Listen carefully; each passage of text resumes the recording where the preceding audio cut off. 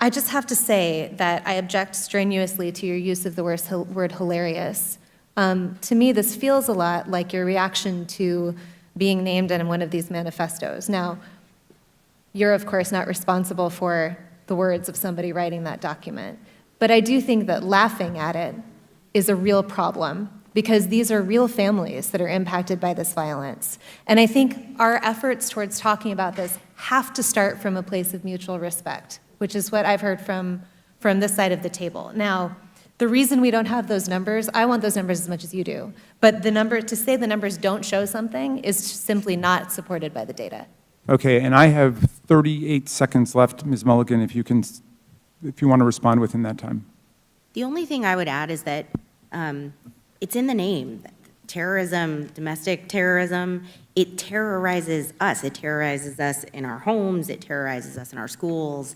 And to the points made by the other panelists, it is disproportionate to its impact on any individual life, and it's not. You reject the idea it's something that doesn't matter, or doesn't really matter? Absolutely reject. Okay. You know that white supremacy and white nationalism ranks nowhere near the top of the issues that are facing Black America. And the reason that you are bringing them up in this room is because it is an attempt to make the election all about race, as the Democrats Not in my case, Ms. Owens. I'm sorry. Please do not characterize my motive. Mr. Chairman, it's my time. Yeah, it's my time. You've got your time, Mr. Menendez. I'll give you 3 more seconds.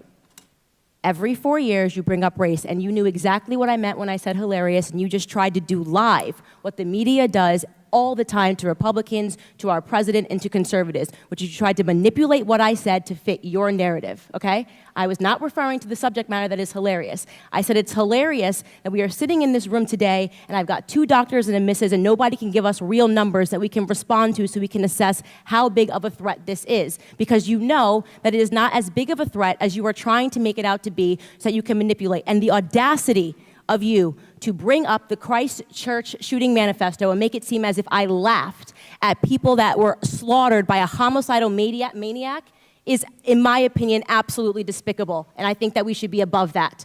To try to assign reality or any meaning to a homicidal maniac writing a manifesto, which, by the way, let the record show, also stated Spyro the Dragon, the child's cartoon, as a source of inspiration. He also cited Nelson Mandela as a source of information. I don't think that Nelson Mandela has inspired mosque shootings. You can correct me if you think I'm wrong.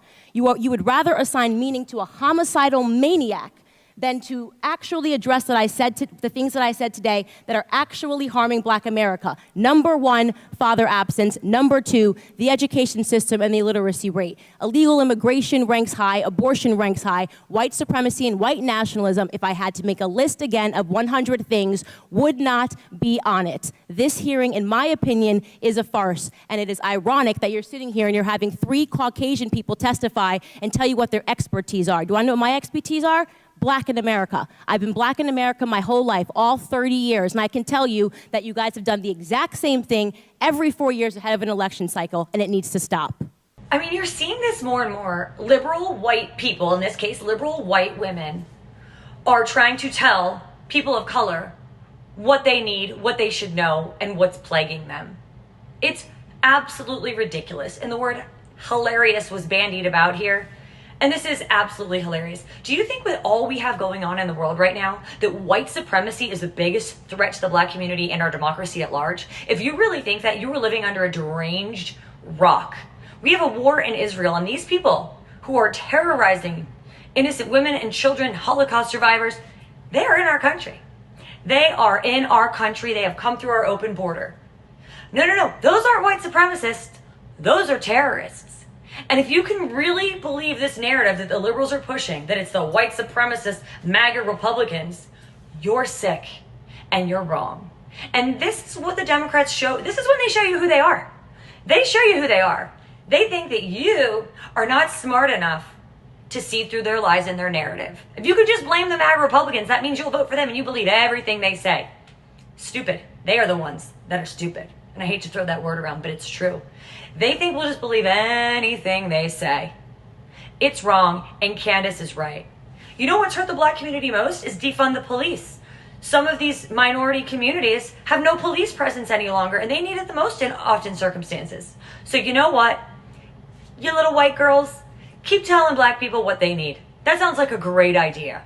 Why don't you go into these communities and take surveys and see what is really plaguing them if you care about them? Oh, wait, you don't care about them. You're just using them as pawns. I'm sure that makes them feel very empowered. Sick.